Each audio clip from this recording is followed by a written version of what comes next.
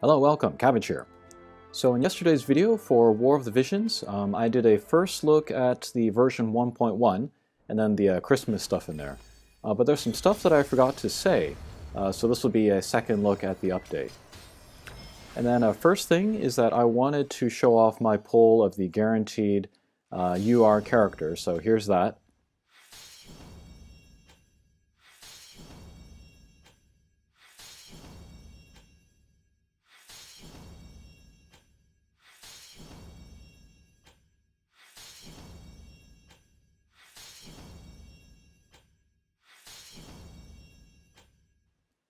And I got Edude.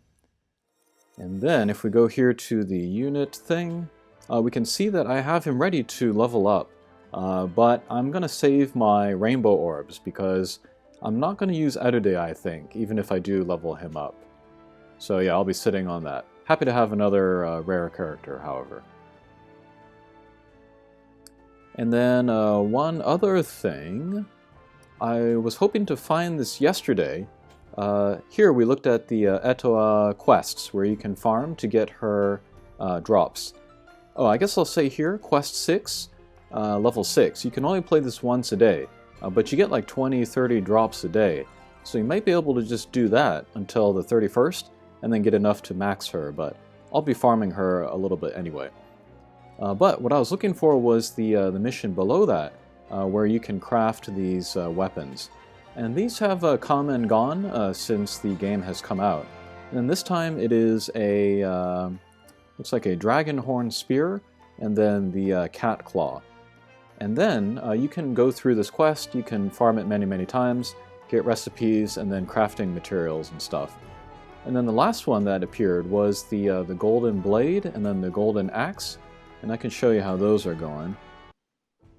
So here's my golden blade. I got it to +2 here. You get the plus levels by fusing more and more blades together. And then I got it to 5-star. You get that by fusing a lot of these adamantite and stuff into it. So this is kind of like my max golden blade. And yeah, Shuteru can use this. He's my main attacker, so I wanted to get him a good weapon. And then the other one was the Golden Axe. I don't have any Vikings right now, so that's why I haven't filled the star level yet. But I did get it to +2, so that's something. But you can do that now with the Cat Claw. And then I want to do the same for this. Max out the star level, and then get the +2. So I need to make one more... I need to fuse these two regular Cat Claws together, make another +1, and then fuse the two +1s together to get the +2. And then hopefully I get the type that I want, which is Assault. That will raise the attack. The other weapon that's available in the weapon farming quest is the Spear. I have Eileen and then Edude who can use spears. I could make it for them, but I don't use either a ton. But I should probably make the spear anyway, just in case... Well, I know there's going to be a future character that I want that is a spear user, so maybe I'll farm these later. These are also good until the 31st.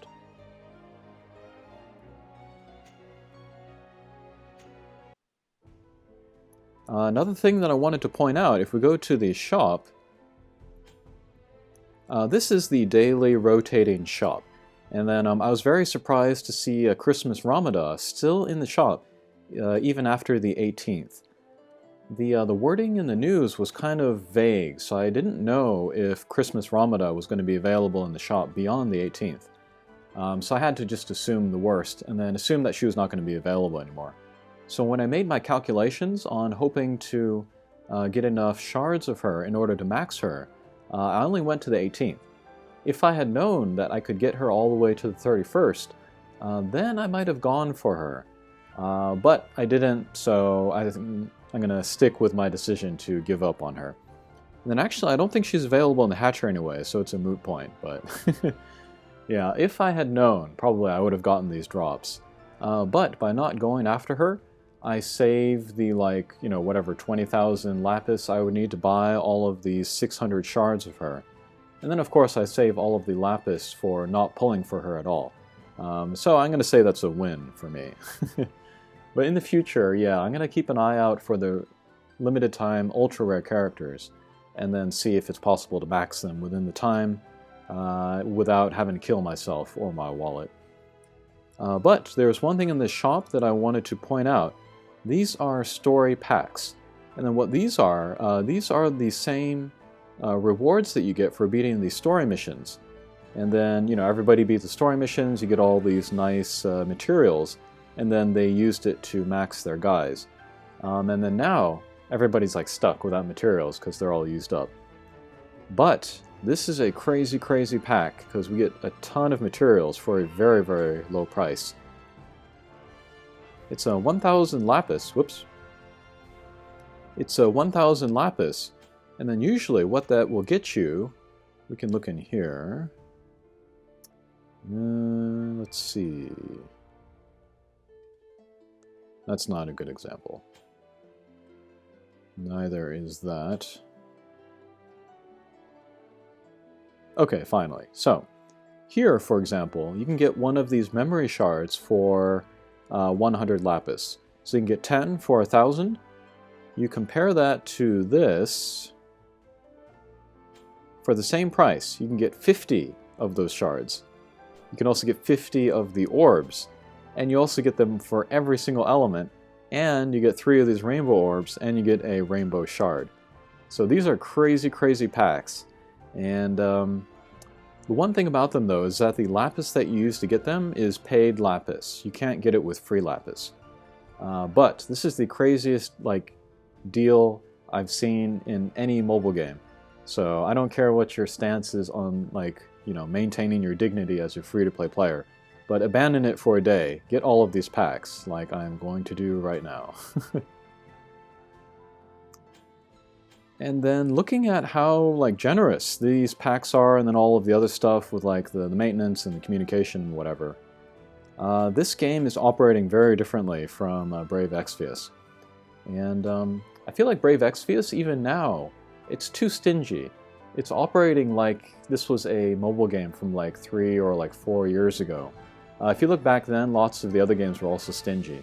But you look at the new games that come out now, and they're very generous. And you kind of have to be like that, because every other game on the market there is also very generous, because they want to, get people in, and then keep people happy, because it's a very competitive market right now.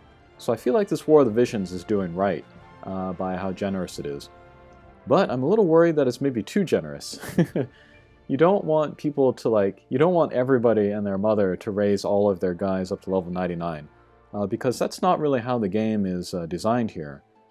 Level 99 characters are either for whales or for people that put a lot of effort into one character over the course of maybe a year. It's not supposed to happen quickly.